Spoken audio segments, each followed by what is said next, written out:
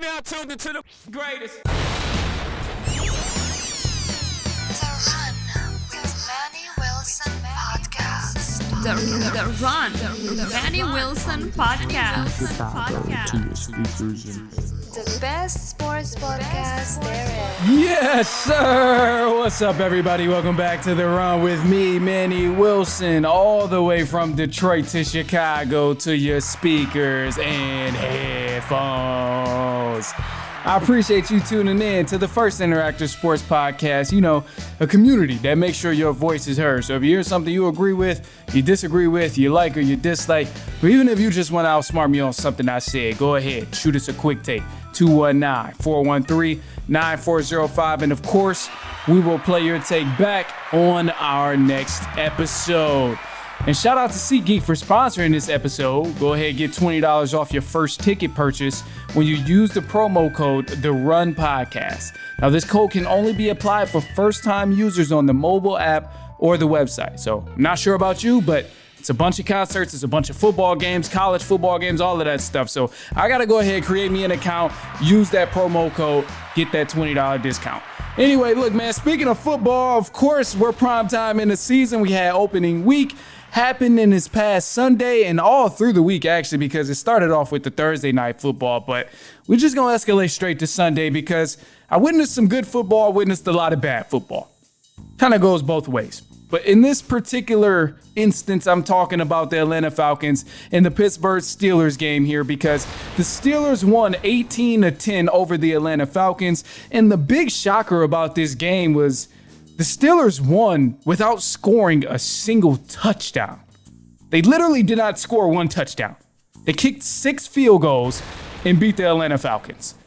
So it was just wild to watch this game because the whole time I'm watching the Atlanta Falcons and I just know they're going to strike, score a touchdown again and just wrap the game up, kind of put it out of distance. But it was just weird because the Steelers stayed around. They didn't really get anything flowing on their offense, but they stayed solid on the defensive end. And eventually they kept kicking field goals. And here we are. They ended up winning the game.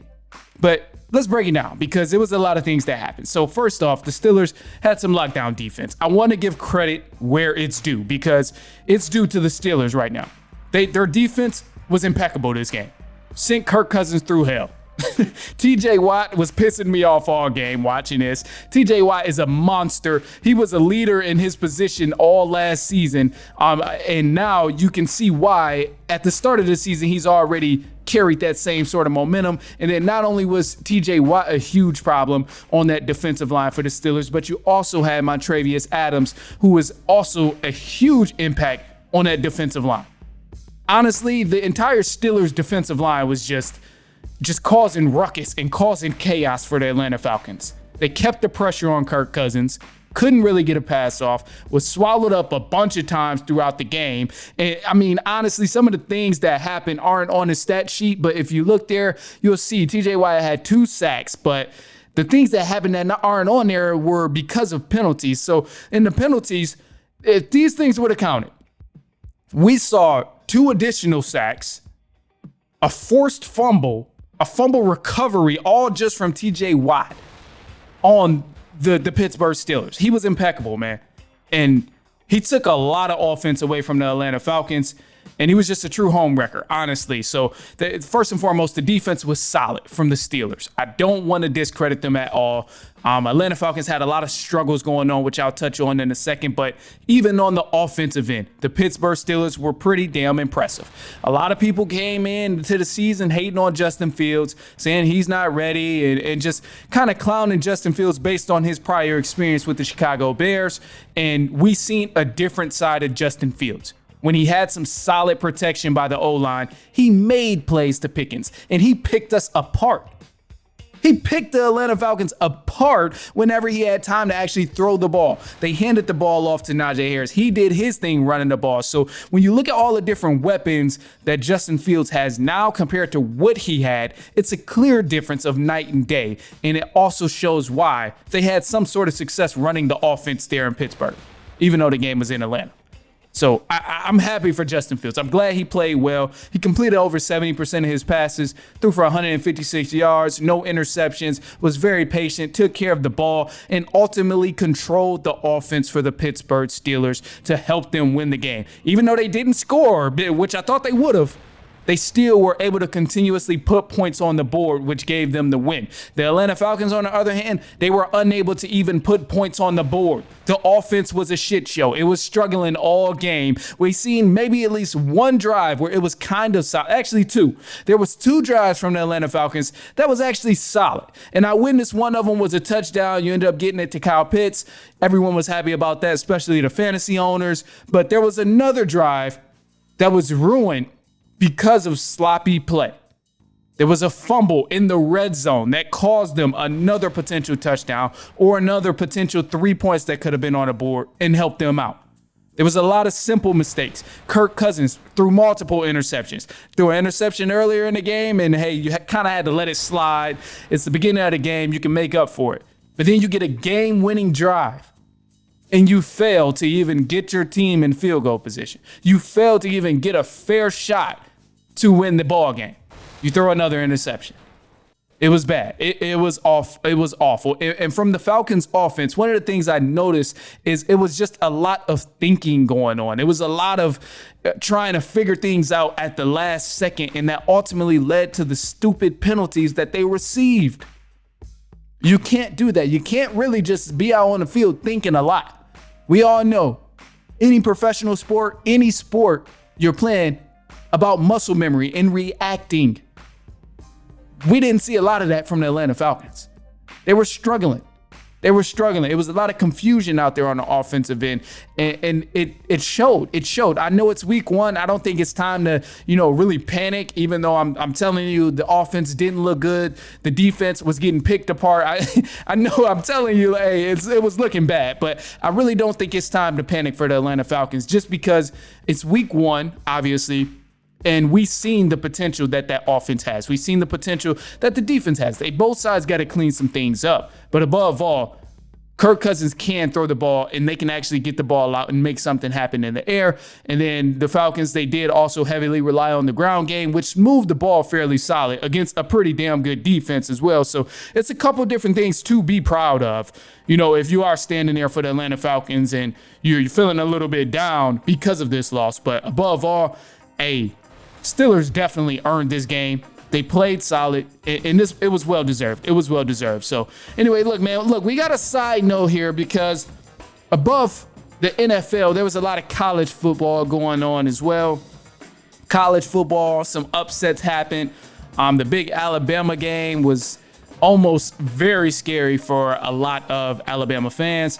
Notre Dame, they were upset by Northern Illinois. It was absolutely insane. And, watching that game, just playing it back, I think you got to remember on any given Saturday or whatever day college teams are going head to head, you got to be aware, man. Things changed because of the way NIL deals work now. Now it's not necessarily, this school is a huge football school and this school is a MAC school, or they're a smaller tiered school, they're a Sun school, or whatever conference that is. They're a small school. You don't have to worry about teams being deemed a football school and a team who's just an academic grade school. No, you don't have to worry about that.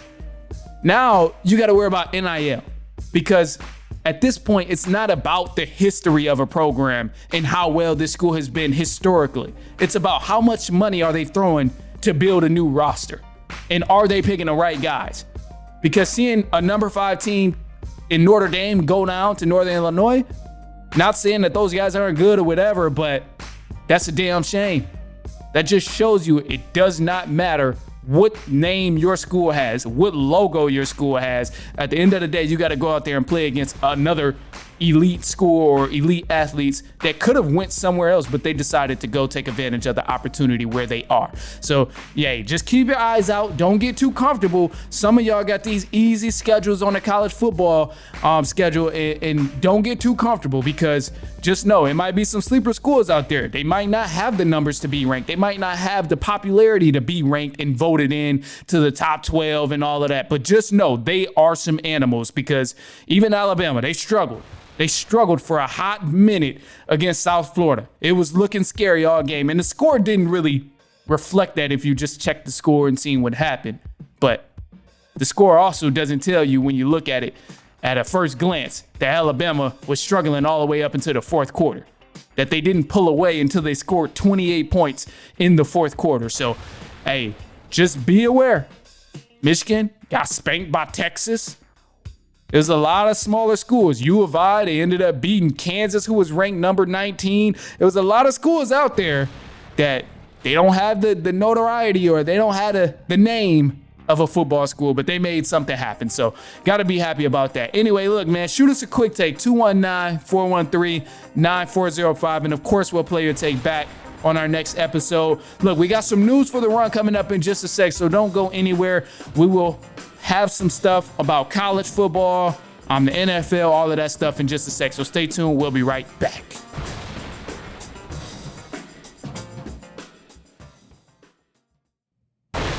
All right, let's get into it, man. News for the run. We got some college football to kick it off. Northern Illinois, they defeated number 5 Notre Dame and pulled off the biggest upset in school history. This is the first time NIU defeated a team that was ranked top 10 in the country. And another big upset that happened was University of Illinois. They took down Kansas, who was ranked number 19 in the country. And also, a couple of other games that were huge, Penn State and Bowling Green. Penn State pulled away, but it was a close matchup there because Penn State only won by a couple of points, 34-27. Then Bama versus South Florida was also a close game that had Bama fans scared for a minute. But Bama, they ended up scoring 28 points in the fourth quarter, and that really just wrapped up the game, sealed it tight. Then Oregon and Boise State, they played. This was also a close battle between the two. Oregon, they did pull off the victory, 37-34. And in the NFL here, the Dallas Cowboys quarterback Dak Prescott is now the highest paid player in the NFL. And right before Sunday's game against the Cleveland Browns, Dak signed a huge 4-year deal for $240 million. Now, this deal includes guarantees up to $231 million. And to make things even better, the Cowboys, they opened the season with a win over the Browns that looked extremely dominant. But let's not get too hyped. Let's not get too hyped because we see the Cowboys open the year every time this way in dominating teams. So I don't want to be the one that's hating and all of that. I'm glad Dak got his money. Definitely deserved. He's been balling out. He's been doing this thing. You got to admit it, even if you don't like the Cowboys. Just actually watch him play. Watch him go through his progressions and watch how he controls the game. Don't let that tag of being a game manager really deteriorate you from how skillful this guy is. He's a great quarterback, and he deserves this money. I don't care what nobody says. He definitely deserves it, man. Anyway, look, so we got some more stuff, too, because Miami Dolphins wide receiver Tyreek Hill was detained and put in handcuffs right outside of HardRock Stadium just hours before the game. Now, it said he was pulled over for a traffic violation, but the video shows 3 police officers using excessive force, yelling, cursing, pushing him to the ground, calling them names, all of that stuff. So thankfully, Tyreek Hill was let go of and with no injuries, of course. And he eventually did play in the game against the Jaguars and balled out, did his thing. But above all, man, this was just kind of crazy because, you don't expect these sort of things to happen right before a game. I know there was an incident where a big golfer was going to play in his Masters match and he was arrested and, shaken down by the police and all of that stuff. So it's kind of crazy that this is happening. But above all, it's even more sad to me that people were screaming, saying, hey, that's Tyreek Hill with the Dolphins. Like, he's about to go play a game. There's people walking in jerseys saying, cops, what are you doing? There's people filming, driving in cars saying, what are you doing? All of this stuff is going on and the cops are just zoned out, not paying any attention, focused on doing whatever the hell they was doing to Tyreek Hill, all for nothing. And the thing that really, really bothers me about this is, obviously, people know Tyreek Hill, so it's a big thing. It's super popular. It's like, whoa, whatever is going on. But Tyreek Hill, NFL player, drives a nice car. I believe it was like a Ferrari or a Lamborghini, one of those. Don't quote me on the car, but a damn nice car. Cops banging on his window, telling him to hurry up, cussing him out and all of that stuff. And it's just like, all right, bro, like you doing all of this, but like one, I don't think they realize how stupid they're going to look once they realize this is a public figure. And it's sad to say it, but if this was a regular dude who's a drug dealer in Miami, nobody gives a shit, unfortunately. That's just the sad truth of it. Nobody is going to care because they're like, oh, he's, it's another black dude getting beat down by the cops. Unfortunately, that's the world we live in. But seeing this happen to Tyreek Hill, I think it really opens up the eyes of some people who think that, oh, it only happens to drug dealers, or this sort of thing only happens to guys who are black and up to no good, even though they may not even be up to no good. They might just be minding their business, but because this happened to Tyreek Hill, it shows a lot of people that don't matter if you're an athlete, a rapper, a superstar, and you're black. Either way, it can still happen to you. Now, I'm not one to sit here. I'm not trying to make this whole thing like black people always getting beat by the cops and all of that. We already know that's how it goes down in this country. And truthfully be told, that's how it's been going down for years, before and after cameras, unfortunately. That's just how it's been. And seeing this happen to Tyreek Hill, and a lot of people being Dolphins fans of Tyreek Hill, the person and the football player, it just shows them like, hey, bro, like this shit is just legitimately wrong. It's wrong. Not only did you do it to him and he's minding his own business, but the thing I want to say is that this happened to Tyreek Hill, but this happens to people in your local city every damn day. Unfortunately. It happens to these same people every other week in certain cities, in major cities. In Miami, I'm sure this is a normal thing for guys who are just minding their business but drives a nice car with some tinted windows. They may work for a corporate office. They may be a drug dealer. Who knows? But either way, that does not give you the right to throw them to the ground and all of that stuff like they were doing. It just shows that it was messed up from the jump, regardless of if he's an athlete or not. Either way, it's that damn simple. Anyway, look, man, we got some more games because I want to feed you some of the games that happened over the weekend. So here's a couple of the scores. I'll just jump into that. So we had some good games on Thursday. Obviously, Chiefs, they beat the Ravens in a close matchup. It was literally a toe touch. You got to go back and check out the instant reaction I did on that. But the Chiefs won 27-20 over the Baltimore Ravens. Eagles, they played their game in St. Paulo, and they ended up winning 34-29 over the Green Bay Packers. I mentioned the Falcons took an L to the Steelers. The Bears, they beat the Titans 24-17, which we have some comments on that. The Colts and Texans were in a great battle here, but the Texans pulled it out in a close matchup, 29-27. Miami Dolphins, they did get the dub after all the Tyreek Hill drama. Ended up winning 20-17 over the Jacksonville Jaguars. And then the Dallas Cowboys smacked up the Cleveland Browns 33-17. Lions played the Rams. They won that game 26-20. And now for Monday Night Football, we get a great matchup here between the New York Jets and the San Francisco 49ers. But anyway, let's scroll back to a couple of games that happened over Sundays. So first and foremost, the Chicago Bears. How can we skip over the Chicago Bears with a lot of the fan base being Chicago here? So this is what we got to say about the Chicago Bears, because obviously the Bears won. But I think anyone in their right mind who watched this game, you've seen the Chicago Bears won, but let's all be realistic for a second and let's be honest. The Chicago Bears won that game because they were saved by the defense. The Titans lost that game more than the Chicago Bears won it. It wasn't much to feel proud about if you're a Chicago Bears fans and you watch that pathetic crap that they threw out on the field at home against the Tennessee Titans. Let's be honest, your star quarterback didn't look much like a star. Caleb Williams completed under 50% of his passes for 48% and only threw 93 yards. The veteran players was dropping passes. They were 2 for 13 on third downs. It was a lot going on where the play call was even questionable for the Chicago Bears. And let's not even forget, we talk about all the stars on the team not really being able to get going, but the offensive line, that still looks like a big problem for the Chicago Bears. I think the Bears should be happy they won, for sure, but they should also understand and realize that they escaped one. They got away with one because it was looking ugly all game.